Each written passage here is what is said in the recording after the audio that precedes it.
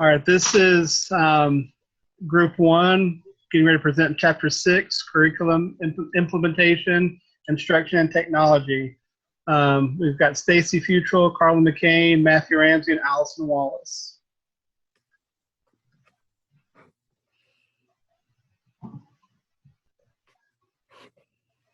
All right, the key questions for this chapter are: what are the interrelationships between curriculum implementation and instruction? What role can technology play in curriculum implementation? It's called implementation, not implementation. What are the characteristics of a learning tasks that students find meaningful and authentic? What are some models of teaching that are based on behavioral psychology, human development, cognitive processes, and social interactions?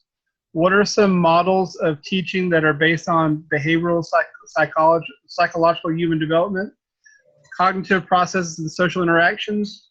What can school leaders do to integrate technology into the curriculum? What expectations does today's tech-savvy student bring to school? How might the curriculum be adapted to address the changing needs and demands of a new generation of tech-savvy learners? All right, so I have instructional methods, and so instructional methods and a meaningful curriculum are key elements of an effective learning environment. And so all instructional activities must meet the student's goals, and in addition to that, they must be meaningful and authentic for students. And then when you have those authentic learning experiences, it allows for students to see the connections between the content that you're teaching them and the real world that they live in. All right, the models of teaching for behavioral psychological, I can't even talk. Psychology. Talked about direct psychology. There you go. Direct instruction focuses on the transmission of knowledge and skills from the teacher to the student. It's most appropriate for step-by-step knowledge and basic skills development, appropriate for teaching less structured or higher order skills such as writing, social issues, and problem solving. Models for human development talked about just modeling, thinking out loud, and following 3 basic steps of mental modeling: demonstrating to students the thinking involved in a task, making students aware of the thinking involved, and focusing students on applying the thinking. Models based on cognitive processes, inquiring learning, which is kind of like discover learning, develop students' abilities to acquire and use information, making those inferences, drawing conclusions, and form generalizations, teaching those concepts, relationships, and abstractions, and for having students formulate and test hypotheses. And also talked about contextual teaching and learning. It's the theory that students learn best in a concrete manner. Models based on social interaction, cooperative learning, identify the problem to be investigated, analyze roles required to solve it, organize themselves to take these roles, act, report, and evaluate the results. Project-based learning, working in teams to explore real-world problems and create presentations to share what they have learned. All right, so the basic principles of curriculum implementation and instruction. This was based on Ralph Tyler, who was considered a pioneer of curriculum design. And he stressed the importance of analyzing the educational purpose, learning experiences, organization of the experiences, and evaluations and outcomes. So he was really focused on the objective, and his model consisted of 4 parts or 4 questions that should help guide you when you're designing a curriculum. The first question is, what is the educational purpose that the school should seek to attain? Then the next part is, what experiences help you seek those purposes? How can the experiences be organized effectively? And the last part, which is where you evaluate all this, how can it be determined whether these purposes are being attained? In that, it's included a supportive classroom environment, the opportunity to learn, curriculum alignment, establishing learning opportunities, coherent content, thoughtful discourse, practice and application activities, scaffolding, and strategic learning. All right, technology, curriculum, and development. I thought this was kind of ironic. We're talking about technology, how technology really changes, it seems like every few months. So it was kind of fun to read this and talk about things that are changing every day. But it said that students today carry technology that allows them to communicate in multiple ways. You've got phones, tablets, computers that have multimedia media outlets. Students are constantly using their technology to gain access to websites and apps that give instant feedback or communication. Educators must incorporate technology into our modern curriculum. A new generation of students we have that we're teaching. Students are more tech savvy than ever. They're averaging 10 hours of media a day. Blended programs, part teacher led, part technology based, are becoming more popular than ever before. All right, so technology and transformation of the curriculum. So technology is a tool that teachers need to use to create a rich and stimulating environment that is going to foster collaboration, inquiry, and decision making. So you shouldn't just give students an assignment and say, okay, get on the internet and search this.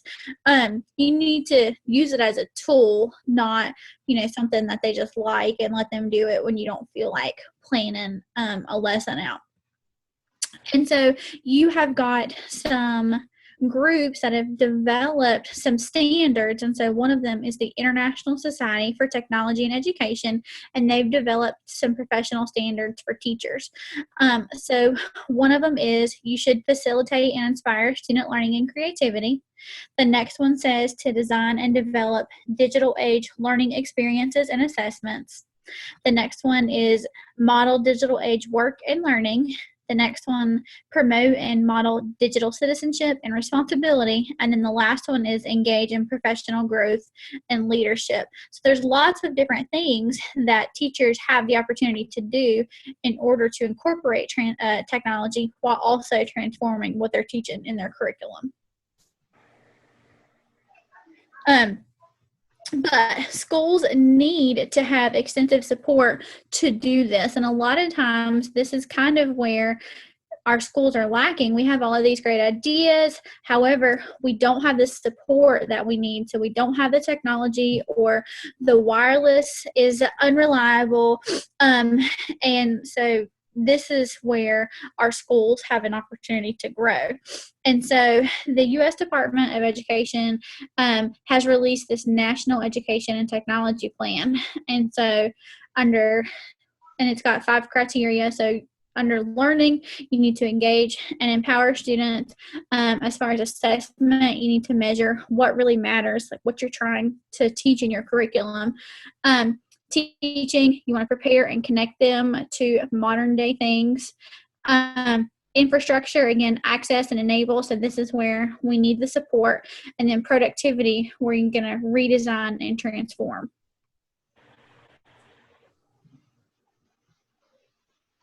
All right, a deeper sense of media literacy. Media literacy is learning to read visuals and audio-visual messages, as well as text-based ones, recognizing the basic language used in media form, and evaluate the author's intent and meaning and accuracy and credibility of information presented. Media literacy builds critical thinking, communication, and technology skills. It is an effective way to address different learning styles and an appreciation for multiple perspectives. Teachers need professional development and basic training on media literacy. There are actually 7 states that mandate media literacy and has a separate strand in their standards for the teachers to teach. Some of the basic principles for curriculum integration is identifying beliefs about a topic faster by media content, just like things like facts and social studies and science. being able to develop an awareness of issues for credibility and bias in the media. Internet is a dominant source of information, and evaluate how any information is presented and how it has increased in importance. Compare the ways different media presents information about a topic. A lot of English and language arts teachers can use this, being able to compare the same story or play when presented in different media formats or by different directors. Use media as an assessment tool. Use it at the end of a curriculum unit. Maybe show a clip and have students identify information that is accurate or not accurate about it. Have students work in groups and produce their own clips. Evaluation and assessment for media literacy is, they talked about sending home questionnaires to parents of students who participated in the media literacy lessons. Progressive Organization of Subject Matter by John Dewey. He felt that there should be a complete revision of standardized subject matter. Education should be based on ordinary life, or which are those real life experiences which yields continuous growth in a child. Intrinsic experiences naturally develops while being a part of the natural world. There should be an emphasis based on cause and effect experiences, and the role of the educator is to be aware of the student's past and present them with the future. And what he meant by future was present them with problems that may arise based on past experiences. All right, so I read an article, Structures of Learning by Bruner, and he talked about learning through direct instruction versus discovery. I think that when you talk about a lot of old kind of, I won't classically trained teachers, they basically learn by direct instruction, while methods that have been in recent years are more discovery-based learning. Learning is benefited more by discovery activities than memorization or formal teacher talk. Discovery involves finding the right structure to connect the knowledge. When knowledge is not connected to our structure or experiences, students do not create a deep basis for understanding. The benefit of learning through discovery increases intellectual potency, intrinsic reward, useful learning techniques, and better memory process. When it comes to intellectual potency, students must be encouraged to find regularities and relationships in their environment. Students must know there is something to find, but devise their own way to find it. Students must be able to construct, but put together regularities and relationships. And you have to keep away from information that does not get you closer to an answer. So like those tests that gives you all those extraneous answers that could make sense if you started looking at the information that took you away from the right answer. Intrinsic motives. The environment needs to be free of environmental rewards. So again, answer a question, get a piece of candy is not an intrinsic motivator. If a child thinks about the task as discovery rather than learning about it, it will tend to make it more meaningful in their own competency and self-achievement. Techniques of inquiry. Students must be allowed to solve problems. So you need to have more and more students solving problems. The more problem solving they do, the more they find their inquiry style and are able to generalize it. So again, at a young age, making sure students are getting these, getting these ideas where they start their own process of how to generalize information. That way, when they get into middle school, high school years, that they already have that style in place and are able to be more successful. Improvement of memory process. I thought this was really interesting. They said it is a problem of retrieval, not storage. And when I think about like memorizing multiplication tables, it's not about storing that information. It's about retrieving it. What are the structures and paths of how it gets from that part where you put it in your brain to remember when I need to use it? A child's attitudes towards figuring out things has a direct connection to remembering.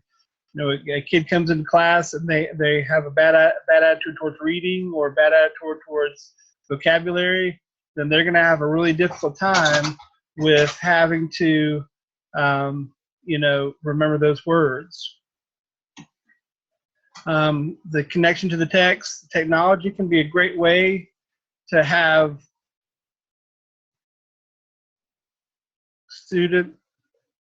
hello?